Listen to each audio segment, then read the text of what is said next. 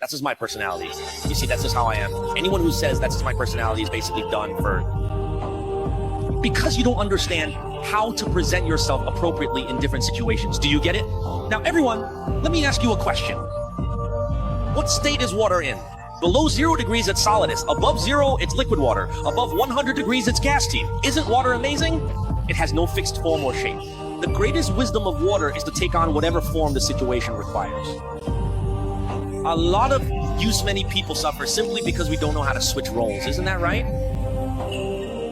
Isn't life all about acting, about playing your role well? Why is it that when that boss wasn't a boss, his house was always full of friends? But once he became a boss and moved into a big villa, suddenly there was no one left in the house. His wife ran off with someone else. His kids don't acknowledge him anymore. His parents went back to the countryside. His friends stopped associating with him. And in the end, it's just him and the dog left. You walk behind, head hanging low, while the dog in front is full of energy. In the end, is it the person walking the dog or the dog walking the person? Even the dog is living a happier life than you. Why is that? It's because of the boss. The boss always puts on a stern face. Once someone gets used to being the boss, they act like the boss with everything. They see their dad, they're still the boss. See their mom, still the boss. See their son, still the boss. See their friends, still the boss. See their wife, still the boss. In the end, all those people end up leaving them. When we're with our employees, we need to show the dignity of a boss. But when we see our son, we need to return to the role of a father. And when we see our parents, we need to go back to being a son, right? Why do couples who start a business together often argue? Do you know why? It's because they don't know how to switch roles. In the company, you can't call each other husband or wife. In the company, it's, hello, President Chang. Hello, President Lee. We talk business. In the company, we just play our company roles properly. I'm the chairman, you're the general manager, and we work together well. But once you're home, you can't keep calling each other President Zheng or President Lee, right? When you go to bed, President Zhang, after you, President Lee, you go first. What kind of nonsense is that? So you need to understand how to act appropriately in different settings. In the next 2 minutes, if you get what I'm saying, there's still hope for you, so listen carefully. I have a good friend. This guy, he was an orphan since he was a child. He used to hop on trains, and one time, he accidentally fell off. The train ran right over his thigh, cutting him in half at the waist. He could only beg, only ask for food. He begged for a full 10 years. One day, a very beautiful little girl gave him 10 yuan. That was the biggest amount he had ever received while begging. He was so excited that he started crawling on the ground, wanting to crawl to the girl's feet to thank her. You know what happened? As he crawled over, he scared the girl out of her wits. She was terrified and shouted, "What are you doing?" From that day on, his self-esteem was deeply shattered. He told himself, even if I die, I will never beg again. I was trying to thank her, but ended up scaring her like that. I have to change. I have to find a way to stop begging, and I have to support myself. Once he had this thought, his life was no longer the same as a beggar's. As he was crawling along, he suddenly saw a group of disabled people singing. He hurried over and asked the leader, "Can I join you?" Those people asked, "What can you do?" He replied, "I can sing too." From then on, he became a street performer, and his identity completely changed. When he became a street performer, he was able to earn money through his own performances. At this point, if another person hadn't appeared, if his heart hadn't been touched again, he might have spent his whole life as just a street performer. But then a girl appeared. Every day after work, she would go listen to him sing, and every time she listened, she would give him money. This went on for over a month, and the man fell deeply in love with her.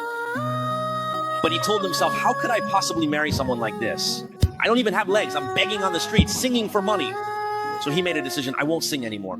I'm going to start wearing suits and ties. I'm going to enter the halls of power. I'm going to buy a house and a car. That moment really moved him, you know? He racked his brains, thinking about how he could change his fate. Suddenly he remembered that he was from Shandong and suddenly thought, I can climb Mount Tai. Climbing Mount Tai would make me famous and get me media exposure. Then I would find ways to get on the news and become an inspirational figure. It worked. Climbing that mountain made me famous. He had no legs, yet he climbed the mountain.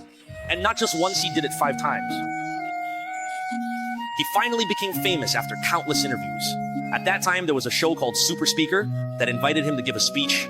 He shared his own story and became an overnight sensation, and his identity shifted to that of a motivational speaker. He bought a house and a car in Linyi Shandong, got married and had children.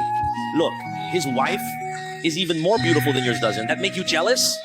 So what I want to tell everyone here is that all the misfortunes, all the hardships, and all the pain you experience are meant to shape you into who you are. They are all the fertilizer that helps you grow. But if you live in constant blame and complaint, then you're truly finished. In that case, those hardships and pains will become the last straw that breaks you. It's just like that donkey. I often tell everyone this story about a donkey. A donkey fell into a pit, and its owner tried to pull it out, but couldn't. The owner was kind-hearted and worried that someone else might fall into the pit and get trampled by the donkey, especially since it was getting dark soon. So he decided to fill in the pit. At first, the donkey was kicking and braying, thinking it was going to be buried alive, but as the dirt kept coming, it eventually stopped making noise. The old man was surprised. Did the donkey die? But when he looked, he saw that not only was the donkey not covered in dirt, it was actually getting closer and closer to the surface. Then the old man realized what was happening. When the dirt landed on the donkey did something. It shook its shoulders and stomped its feet, shook its shoulders and stomped its feet. As the pit was filled up, the donkey rose to the surface and was saved.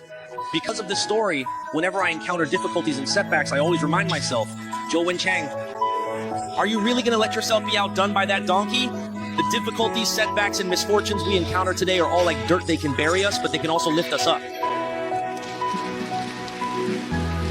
All those who have achieved true enlightenment have gone through times when they seemed beyond help. If your spirit does not die, your path will not be born. If you reach a dead end, then you will break through like a bamboo shoot.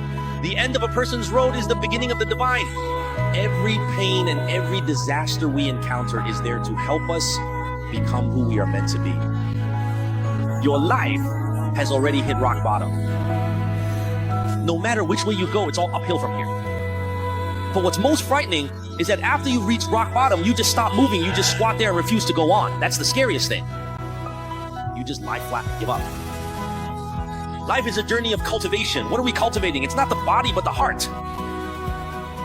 What is the highest state of cultivation? Do you know? It's unwavering stillness. But what does it mean to be truly unmoved? You can't just stand still and do nothing. It means reaching a state where you are neither elated by external things nor saddened by yourself. In this world, nothing and no one can stir your emotions anymore. So what I want to tell everyone here is that the only purpose we have in coming to this world is to cultivate ourselves. It's about improving your own abilities. If something keeps happening repeatedly in your life, it means that issue is your lesson to learn. For example, if a woman keeps encountering husbands who abuse her divorcing once, twice, 3 times, even 4 times, she always blames the men, not realizing that the real problem lies within herself. As Shuna once said, if you don't know how to swim, changing swimming pools won't help. Changing husbands won't help. Who should you change? Only changing yourself will make a difference. If something keeps happening to you over and over, it means that's your challenge. You can't avoid it. You have to face it head on. You have to solve it. Once you confront and resolve it, you'll discover the gift hidden behind the pain. You'll grow from it, and your life will move into a new stage. So how do you find the answer to your problems? Actually, the problem itself is the answer. I am the root of all my problems, and love is the answer to all problems. Finally, I really love you all. So I want to give you a big gift. So, 5 years ago, I made a decision. I said I would record all my videos, and after recording them, I would put them all online for free. When the board of directors heard this, they said, no way! If all our branded courses are released, who will still sign up for our branded courses? And then not a single teacher in the entire industry was willing to do this. So I said, what's our mission in starting this business? It's to help 100 million families achieve financial freedom and apply for a second in command, right? I said, how many years has our company been doing this? We've been at it for 5 years. How long would it take for me to reach 100 million people? Right? So if you go online and there are people who can learn from Teacher Zhou right from their homes, wouldn't that be great? Whether or not they come to class in person doesn't matter at all. Because our goal isn't to get them to attend in person, but for them to learn financial literacy and achieve real results. In other words, it's about staying true to your original intention to achieve lasting success. To show my love for my fans, if you follow my account, I, Teacher Zhou, will give you access to my 4-day, 4-night online course. Plus, every Saturday, I'll do a live broadcast where I can answer your questions and address your concerns. I will teach you how to start a business, how to invest, how to achieve financial freedom, and how to find your path in life. Everything I know, including how to do live commerce, will be shared in my live streams where I'll respond to your questions. Click the follow button below to follow my account and you'll be able to find me, Teacher Zhou. Thank you all for your support and appreciation. I am Teacher Zhou Wenchang, and I love you as I love myself.